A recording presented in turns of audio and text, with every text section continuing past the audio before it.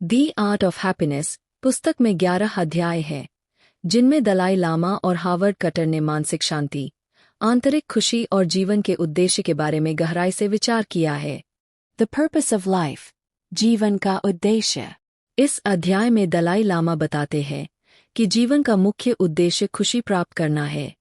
वे कहते हैं कि हर व्यक्ति के भीतर खुशी की तलाश होती है और इसे पाना सभी इंसानों का स्वाभाविक अधिकार है। जीवन में हमारे कार्यों और विचारों का उद्देश्य आंतरिक संतुष्टि और सुख की प्राप्ति होनी चाहिए।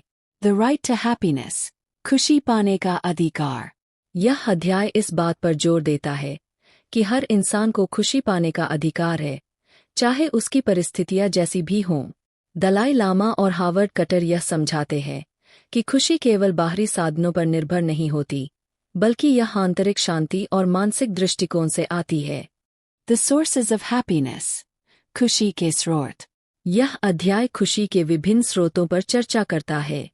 दलाई लामा का मानना है कि वास्तविक खुशी आंतरिक परिस्थितियों पर निर्भर करती है, जैसे कि मानसिक स्थिति, दृष्टिकोण और दूसरों के प्रति दया।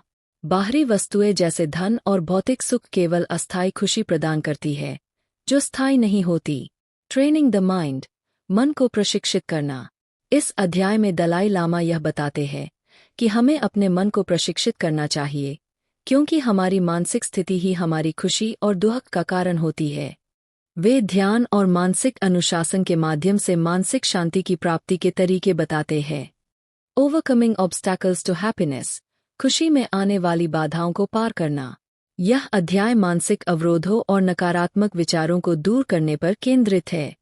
दलाई लामा यह समझाते हैं कि गुस्सा, ईर्ष्या और नकारात्मक भावनाएं हमारी खुशी में रुकावट डालती है और हमें इनसे निपटने के लिए एक सशक्त मानसिक दृष्टिकोण अपनाना चाहिए।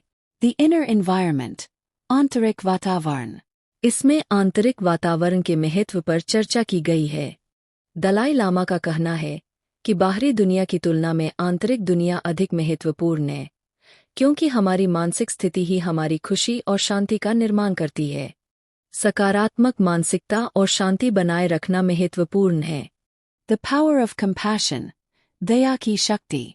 यह अध्याय दया और सहानुभूति के महत्व को दर्शाता है। दलाई लामा का मानना है कि दूसरों के प्रति दया और सहानुभूति रखने से हमें न केवल बाहरी दुनिया में शांति मिलती है, बल्कि हमारी आंतरिक खुशी भी बढ़ती है। दया हमारी मानसिक शांति को बढ़ावा देती है। द रोल ऑफ सफरिंग, दुख की भूमिका। इस अध्याय में दलाई लामा यह बताते हैं कि दुख जीवन का हिस्सा है, लेकिन यह भी मानसिक और आंतरिक विकास का एक अवसर हो सकता है।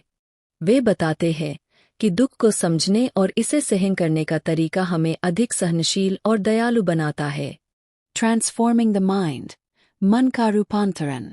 यह अध्याय मानसिक दृष्टिकोण को बदलने के तरीके पर चर्चा करता है। दलाई लामा का मानना है कि हम अपने विचारों और भावनाओं को नियंत्रित कर सकते हैं। मानसिक रूपांतरण के द्वारा हम अपनी खुशी की ओर बढ़ सकते हैं और जीवन के प्रति सकारात्मक दृष्टिकोण अपना सकते हैं। हैप्पीनेस एंड पर्सनल रिलेशनशिप्स, खुशी और व्यक्तिगत रिश्ते। इसमें व्यक्तिगत रिश्तों के महत्व और उन पर मानसिक शांति का प्रभाव बताया गया है। दलाई लामा कहते हैं कि सही रिश्ते और संवाद से खुशी और मानसिक शांति में वृद्धि होती है। दूसरों के साथ अच्छे संबंधों से ही एक वास्तविक और स्थायी खुशी प्राप्त की जा सकती है।